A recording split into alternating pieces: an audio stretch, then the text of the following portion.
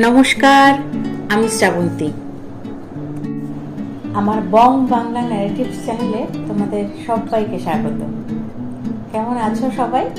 আশা করি আমার বন্ধুরা সবাই খুব ভালো আছো। আজকেও আমি চলে এসেছি তোমাদের সাথে এক ভয়ঙ্কর ঘটনা শেয়ার করতে। সত্যি ঘটনাটি ভীষণ ভালো লেগেছে আমার। ঘটনাটি আমার সংগৃহীত। তাহলে চলো দেরি না করে শুনে ফেলা যাক আমাদের আজকের ভয়ঙ্কর ঘটনা। আশা করি তোমাদের সবার খুব ভালো লাগবে। তাহলে চলো ঘুরে আসি ভয়ের দুনিয়ায়। ঘটনাটি যার সাথে ঘটেছে আমি তার বয়ানই তোমাদের সাথে শেয়ার করছি। তিনি বলছেন, এটি আমার একটি অজানা আতঙ্ক। ঘটনাটি বলতে গিয়ে এখনো আমার সর্বাঙ্গ কেঁপে উঠছে।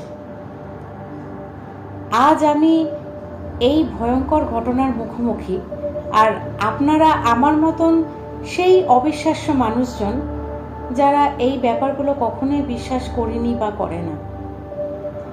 তাই আমিও এখন আপনাদের ঘটনাটি বলতে গিয়ে বারবার ভাবছি, এই একান্ত নিজস্ব গা শিউরানো অভিজ্ঞতা আমি কি আপনাদের ভালোভাবে বোঝাতে পারবো? এখন যে ঘটনাটি আমি আপনাদের বলবো সেটা সত্যিই আমার সাথে ঘটেছিল। আমাদের সংসার 4 জনের, আমি, আমার স্ত্রী মনিকা আর আমাদের 2 ছেলে। আমরা দুজনেই সরকারি চাকুরে। চাকরি করে যা মাইনে পাই তাই দিয়ে আমাদের সবার বেশ আনন্দেই দিন গুজরান হয়। দিনের শেষে আক্ষরিক অর্থেই আমরা বেদম ক্লান্ত থাকি। আমাদের দুজনেরই দিনের সবচেয়ে আরামের সময় হলো যখন রাতে আমরা বিছানায় শুতে আসি, তখন।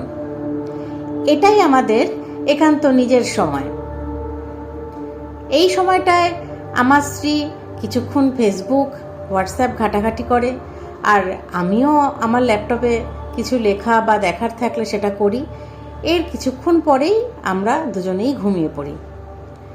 আমার স্ত্রী অবশ্য আর একটু জাগে, তাই কখনো কখনো আমি জেগে গেলে দেখি ওর বুকের উপর মোবাইলটা পড়ে আছে আর অঘরে ঘুমোচ্ছে। মোবাইলটা একপাশে সরিয়ে রেখে আমি আবার ঘুমিয়ে পড়ি।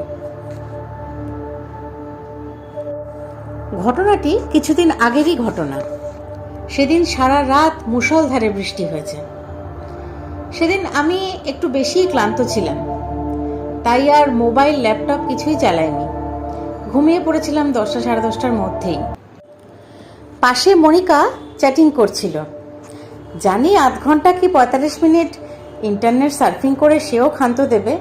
তাও একবার জিজ্ঞাসা করলাম, ঘুমাবে না মনি? ও উত্তর দিল, এই তো আর একটু পরই ঘুমাচ্ছি। আমি আর কিছু না বলে ওপাশ ফিরে ঘুমিয়ে গেলাম 5 মিনিটের মধ্যেই। হঠাৎ, উফ, কি ভয়ঙ্কর একটা স্মৃতি! আমার পিঠের মাঝখানটা এখনো শিরশির করছে। আমার আবার রাতে কয়েকবার ঘুম ভাঙে। সেই রাতে আন্দাজ আমি ঘুমিয়ে পড়ার ঘন্টা 2 পর হঠাৎ ঘুমটা ভেঙে গেল।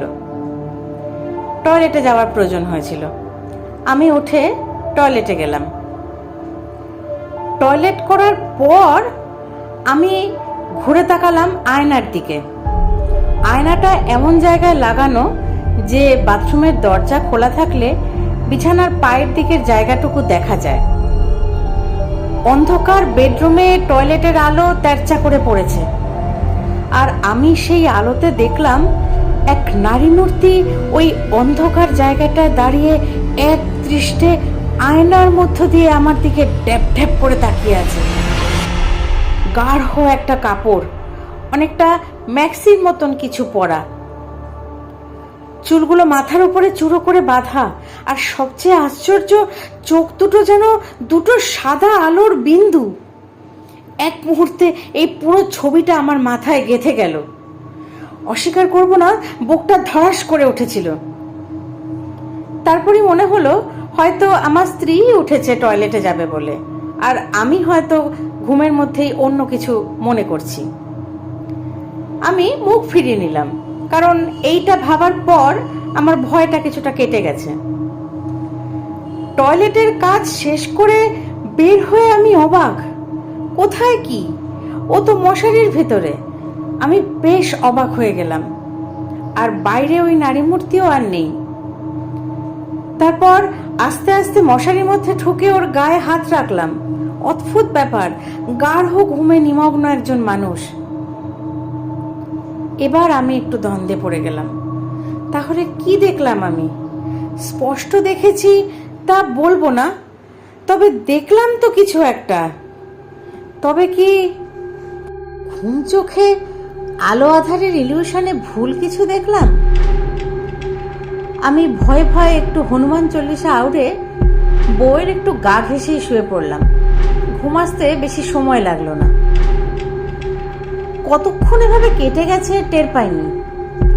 হঠাৎ অসহ্য একটা পচা গন্ধে ঘুমটা ফের একবার ভেঙে গেল। কোত্থেকে আসছে এরকম গন্ধ? যেন পচে যাওয়া রক্ত মাংস পড়ে আছে পুরো ঘর জুড়ে। এবার দেখলাম পাশে মনিকা নেই। কোথায় গেল সে? তাকিয়ে দেখি বেডরুমের দরজাটা খোলা। আমাদের বেডরুমের পরেই ডাইনিং, তার সাথে ড্রয়িং রুম, আর পাশের রুমে আমার দুই ছেলে ঘুমায়। ওদের রুমে ডিম লাইট জ্বলে। দরজাটা খোলা বলে ডাইনিং রুমটা অতি আবছা আলোকিত হয়ে আছে। আমি খোলা দরজাটা দিয়ে দেখলাম আমার স্ত্রী যেন ড্রয়িং রুমের অন্ধকারে হেঁটে গেল। আমি খুব অবাক হইনি, কারণ ও মাঝে মাঝে ড্রয়িং রুমের সোফায় শুয়ে শুয়ে নেট চালায় ঘুম না আসলে। আজ আমি একটু আগেই এতটা ভয় পেয়েছি, তাই কেমন যেন একা থাকতে আমার আর সাহস হলো না। আর একটা কথাও বলে নেওয়া ভালো, আমাদের ফ্ল্যাটে আশপাশ থেকে একদম আলো আসে না, তাই মোটামুটি ঘুটঘুটে অন্ধকার হয়েই থাকে। আমি ঘুম ঘুম চোখে ড্রয়িং রুমে গেলাম। দেখি কোণার সোফাটায় ও বসে আছে। অন্ধকারে অবয়বটা বোঝা যাচ্ছে খালি। আমি ডাকলাম, কি গো, এত রাতে এখানে এভাবে বসে আছো কেন? ও কোনো উত্তর দিল না, শুধু একটা দীর্ঘ নিঃশ্বাস ফেললো মনে হলো। আমি ওর পাশে গিয়ে বসলাম। পচা গন্ধটা আবার আমার নাকে লাগলো। আমি ওকে কিছু বলতে গেলাম, কিন্তু এবারও সে নিশ্চুপ। দূর বলে আমি ওর হাতটা ধরলাম। উফ, এত ঠান্ডা হয়ে আছে যেন মনে হয় মরা মানুষের হাত।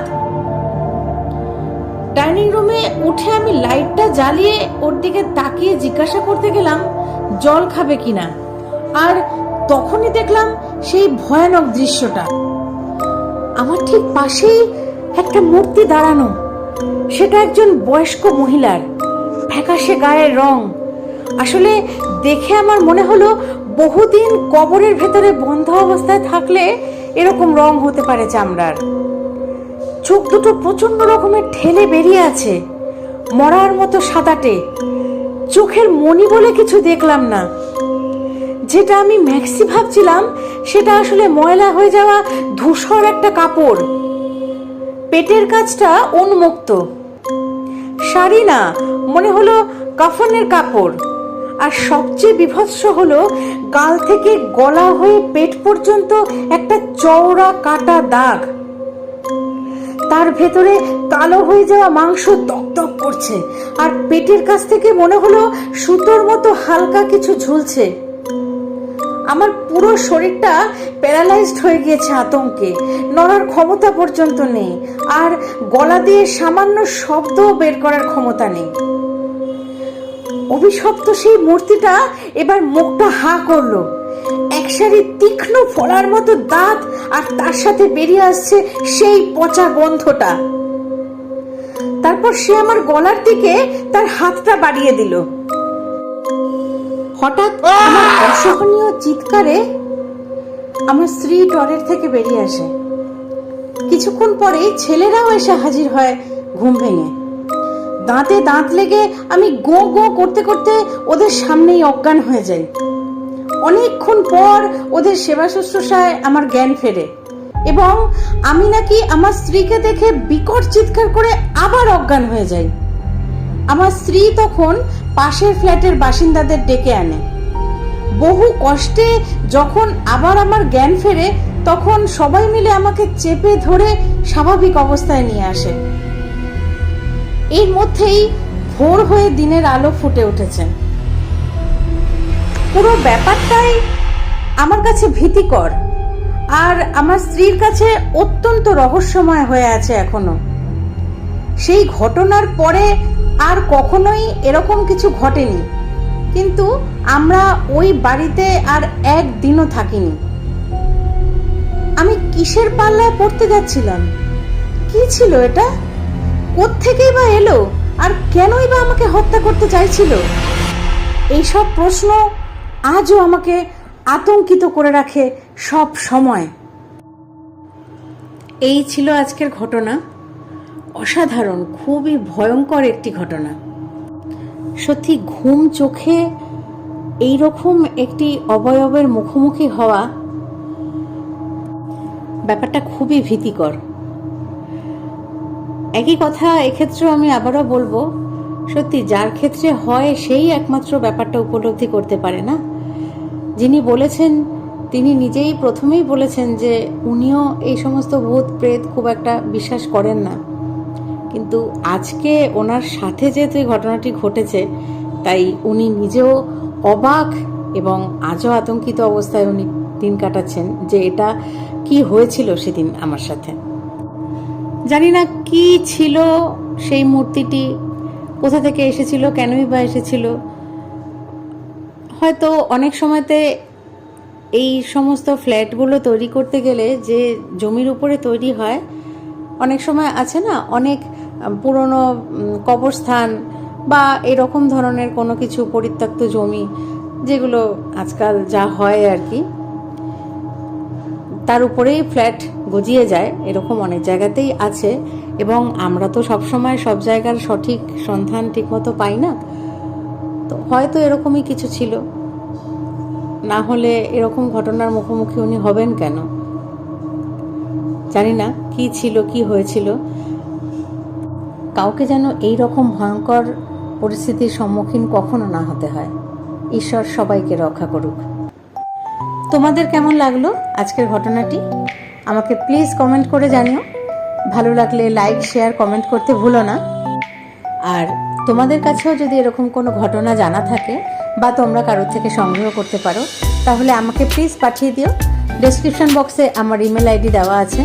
আমিও তাহলে আমরা এবং আমাদের বাকি সব বন্ধুদের সাথে সেই ঘটনাগুলো শেয়ার করে নিতে পারবো।